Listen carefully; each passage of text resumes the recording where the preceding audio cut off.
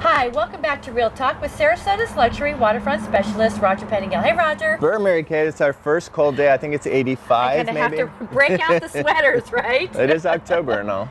It is, and activity definitely has had a significant pickup in the last couple weeks. Yeah, it's been, I think people came down later this year. I mean, if you look to ask the rental agents and talk to some people, car carriers seem to get here a little bit slower. It was definitely warmer up north. I think people stayed, but they're definitely coming back here now. And we've definitely seen an uptick in our showing requests, and we've got a great inventory of products, some new projects, some older. I mean, we've got stuff ranging from 400 to 8 million. So we've got a gamut of listings. Yeah. And some of those older, right? Like to what you just said.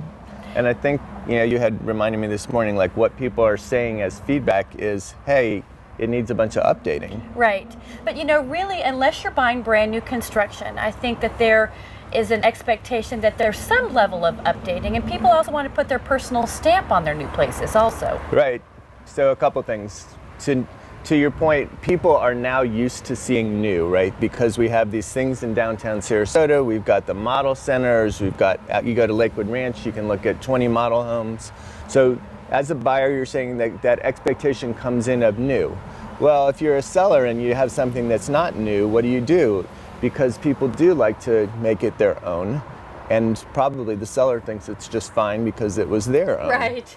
So we do coaching sometimes, we do staging, we do all these things, but the thing that is important is as a buyer that when your expectation is that you're coming into something that's not brand new, it's not brand new, right? Right. It is an opportunity probably for you to get a little bit better value because the seller realizes that you're going to be putting in a new kitchen or painting or whatever it is you're going to do. So get that you're going to get a little bit better deal probably.